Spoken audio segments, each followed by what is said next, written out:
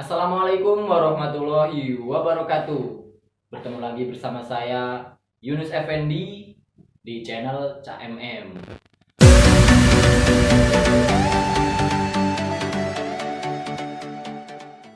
Di sini saya akan memberikan cara atau tutorial bagaimana agar nafas kita panjang saat melantunkan suara azan. Di sini ada 3 cara atau langkah teman-teman. Tapi sebelum lanjut ke video ini, jangan lupa like, subscribe, and comment video di bawah ini. Langsung saja kita lanjut ke videonya.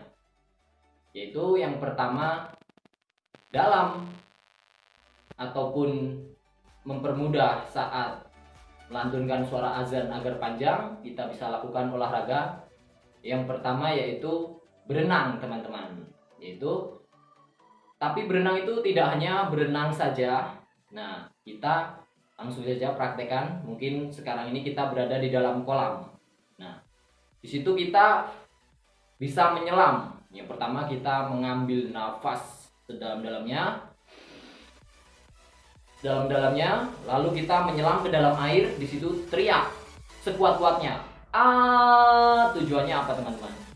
Tujuannya agar lendir-lendir ataupun kotoran-kotoran yang ada di dalam tenggorokan kita itu bisa keluar.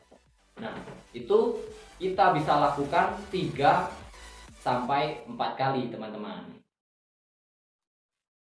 Tapi jangan sampai lebih, karena kalau sampai lebih itu bisa mempengaruhi ataupun bisa mengganggu tenggorokan kita. Nah, mungkin itu langkah yang pertama. Selanjutnya, langkah yang kedua teman-teman, yaitu lari-lari. Tapi di sini tidak hanya lari-lari biasa, teman-teman. Kita di sini dalam melatih nafas, dalam lari-lari cocoknya kita mencari tempat pegunungan, yaitu dataran rendah dan tinggi. Tujuannya apa, teman-teman? Tujuannya agar nafas kita itu lebih panjang. Di situ kita bisa lari dari bawah naik ke atas.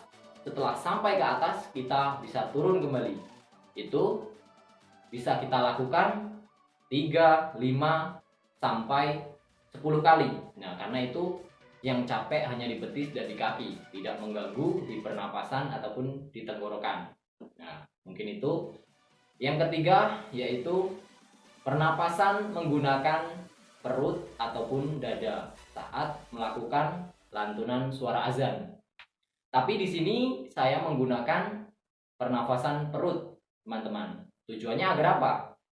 Tujuannya agar kita saat melantunkan suara azan itu bisa lebih panjang dan bisa lebih keras saat teriak. Beda dengan menggunakan pernapasan dada. Kalau kita menggunakan pernapasan dada, di situ yang kita keluarkan hanya suara rendah dan nafas kita lebih pendek. Beda dengan menggunakan pernapasan perut. Oke, langsung saja saya praktekkan yang menggunakan pernafasan perut. Di situ kita tarik nafas sedalam-dalamnya.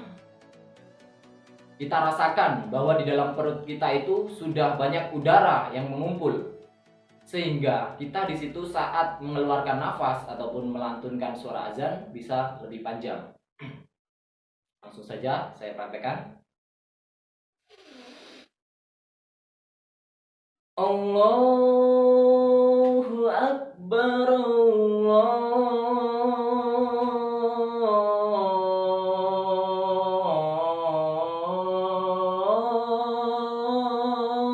Akbar. Nah, itu contohnya. Itu pun kalau kita menarik nafasnya lebih panjang, kita juga saat mengeluarkan ataupun melantunkan suara azan itu bisa lebih panjang lagi, teman-teman. Itu hanya contoh tadi.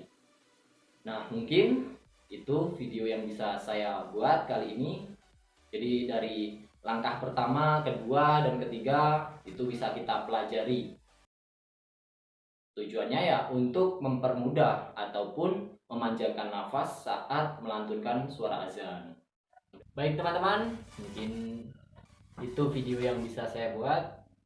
Mudah-mudahan bisa bermanfaat, khususnya bagi diri saya sendiri dan umumnya bagi teman-teman semua. Alhamdulillahi jazakumullahu khairan. Wassalamualaikum warahmatullahi wabarakatuh.